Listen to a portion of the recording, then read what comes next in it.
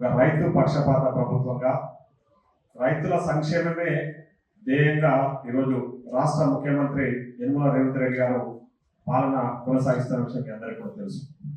రైతులకు సంబంధించి ఎన్నో రకాల ఆలోచనలు చేస్తూ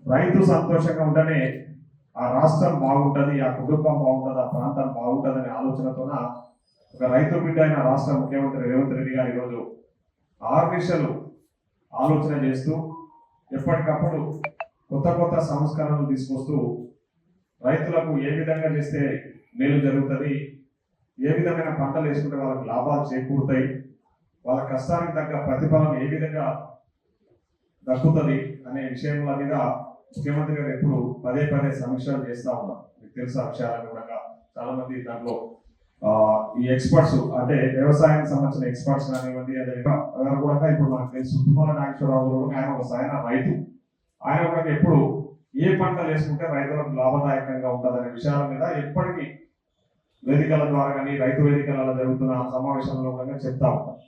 సో నేను కూడా ఒక రైతు బిడ్డగా మనం ఒకటేసారి ఎప్పుడు ఎల్లప్పుడు ఒకటే పంటలు ఆలోచన చేయకుండా ఆరుతడి పంటల వైపు కూడా ముఖ్యంగా కమర్షియల్ క్రాప్స్ అంటే మనం చేసే కష్టానికి తగ్గ ఫలితం తగ్గే పంటలు వేసుకునే విధంగా మనం కూడా ఒక ఆలోచన చేయాలని చెప్పేసి నేను ఇక్కడ ఉన్న రైతు సోదరులకు అందరూ కూడా కోరుతా ఉన్నాం.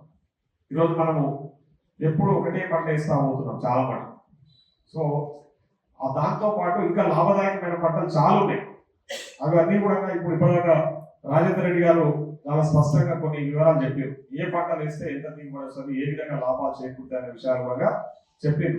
సో ఇంకా మనం ఏం చేయాలంటే ఇప్పుడు రైతులకు సంబంధించి ఆలోచనగా వాళ్ళ మీద మీరు ఇదే పంట వేయండి, ఈ పంట వేస్తే మేము కొంటామనే విధంగా కాకుండా మనం వాళ్ళకి అవేర్నెస్ అంటే అవగాహన కల్పించే విధంగా మనము చాలా అంటే కార్యక్రమాలు తీసుకొని ఈ పంటలు వేస్తే ఇవి లాభాలు వస్తాయి, లేకపోతే ఈ పంటలు వేస్తే ఇవి కింద మంచి జరుగుతుందని ఈ విధంగా చెప్పే విధంగా ముందుకు పోవాలి. ముఖ్యంగా నేను మన భూత్పూర్ మండలంలో ఒకటి షేర్పల్లి అనే గ్రామం, షేర్పల్లి గ్రామంలో ఆ ఊళ్ళో మొత్తం కూరగాయలు పండిస్తున్నారు. వెరైటీ ఆఫ్ కూరగాయలు, చాలా మంది కూరగాయలు అవి పండిస్తున్నారు. తర్వాత మన పట్టు పురుగులకు సంబంధించి కూడా వాళ్ళకు అవి కొన్ని ఆ పట్టు పురుగులు పెంపకానికి సంబంధించి కూడా కొన్ని పరికరాలు ఇవ్వడం జరిగింది. ఆ ఊళ్ళో కూరగాయలు పండించిన కూరగాయలు ఏ విధంగా స్టోర్ చేసుకోవాలనే దానికి బాక్సెస్ కూడా ఇవ్వడం జరిగింది ప్రభుత్వం ద్వారా.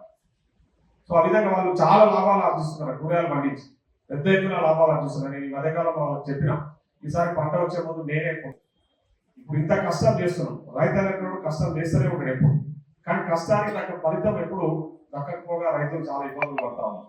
కాబట్టి మనం పడ్డ కష్టానికి ప్రతిఫలం దక్కే విధంగా మనం పంటలు వేసుకుంటే, ఎందుకంటే చాలా మటుకు మనం చాలా అవేర్నెస్ ప్రోగ్రామ్స్ కండక్ట్ చేస్తున్నాం. రైతు వేదికల ద్వారా కూడా వీడియో కాన్ఫరెన్సెస్ లో కూడా ఏ రోజు ఏ పంట వేస్తే ఏ కాలంలో ఏ పంట వేస్తే బాగుంటుందని కూడా చాలా సందర్భాల్లో శాస్త్రవేత్తలు ఇప్పటికప్పుడు మనకు చెప్తా ఉన్నారు.